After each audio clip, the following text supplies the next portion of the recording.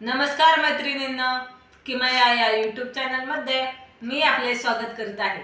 पित्याचे वचन पूर्ण करण्यासाठी राज्य वैभव सोडून वनवास पत्करणारे आपले प्रभू रामचंद्र आपल्या सर्वांना माहितीच आहे।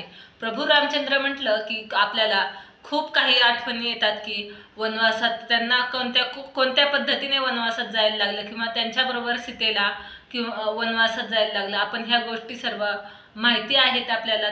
दृष्ट रावणाचा वध करून आपल्या सज्जनांचे रक्षण करत प्रभू रामराया आपल्या सर्वांचे थोर महान आदर्श पुरुषोत्तम होऊन गेले। अयोध्येचे राजा दशरथ आणि कौशल्या यांच्या पोटी चैत्र शुद्ध नवमीला रामांचा जन्म झाला। ऐन मध्यान दुपारी रामरायांचा जन्म 12:30 वाजता झाला। पवित्र दिवस म्हणजे रामनवमी। श्रीरामांना आपण विष्णूंचा 7वा अवतार मानतो, म्हणून श्रीराम हे ऐतिहासिक पुरुष असूनही त्यांचा आपण जन्म उत्सव मोठ्या थाटामाटाने साजरा करतो। आदर्श देव म्हणून आपण रामनवमी ही मोठ्या उत्साहाने साजरा करतो। कीर्तन, भजन, नामस्मरण या सर्व गोष्टी मंदिरामध्ये केले जातात आणि त्यानंतर 12:30 वाजता रामजन्म हा उत्सवही मोठ्या प्रमाणामध्ये प्रत्येक गावागावांमध्ये साजरा होतो। रामजन्माचा उत्सव आपण साजरा करून सुंटवड्याचा प्रसाद हा नक्की घ्यावा आणि सुंटवडा हा आपण सर्व वाटतच असतो। रामनवमीच्या दिवशी फक्त रामाचेच नाही तर सीता, लक्ष्मण, भरत आणि हनुमान यांचे सर्वांचे गुणगान आठवून आपण त्यांच्या गुणांप्रमाणे आपल्यातही परिवर्तन करावे असे रामनवमीचे काही महत्त्व आहे की रामाने ज्या पद्धतीने त्याप्रमाणे आपण वागण्याचा प्रयत्न करावा।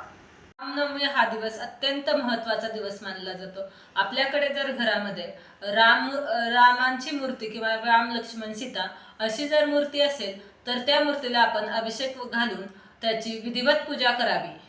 जर आपल्याकडे रामांची मूर्ती नसेल तर भगवान विष्णूंची किंवा बाळकृष्णाच्या मूर्तीलाही आपण पूजा केली किंवा अभिषेक घालून त्याचीही पूजा केली तरी चालते।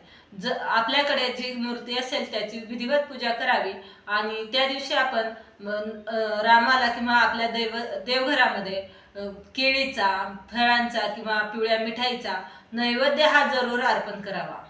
आपल्याला या दिवशी रामरक्षा ही जरूर म्हणायची आहे आणि आपल्या मुलांना सोबत घेऊन ही रामरक्षा नक्की म्हणा आणि रामरक्षा म्हणून झाल्यानंतर आपल्याला हनुमान चालीसा ही या दिवशी नक्की म्हणायची आहे। जिथे राम तिथे हनुमान हे नक्कीच असतात, त्यामुळे आपल्याला हनुमानांचीही पूजा किंवा हनुमान चालीसा नक्की म्हणायची आहे। प्रभू रामचंद्रांना हनुमानांची पूजा किंवा हनुमान हे भक्त अतिशय प्रिय होते, त्यामुळे आपल्याला रामनवमी असली तरीही हनुमानांची पूजा किंवा हनुमान चालीसा ही नक्कीच वाचायची आहे। या दिवशी आपल्याला कोणालाही पैसे उधार द्यायचे नाहीत। अशा शुभ दिवशी आपल्याला कोणालाही पैसे उधार द्यायचे नसतात। रामनवमीचा बरेच जण उपवास धरतात। हे व्रत धरल्याने आपले सर्वांची मनोकामना नक्कीच पूर्ण होते। जो कोणी श्री रामचंद्र प्रभूंची मनापासून पूजा करील, मंत्र जपेल किंवा आराधना करील त्यांची इच्छा रामचंद्र प्रभू हे नक्कीच पूर्ण करतात। प्रभू श्रीराम कोण आहेत तर प्रभू श्रीराम हे विष्णूंचा एक अवतार आहे।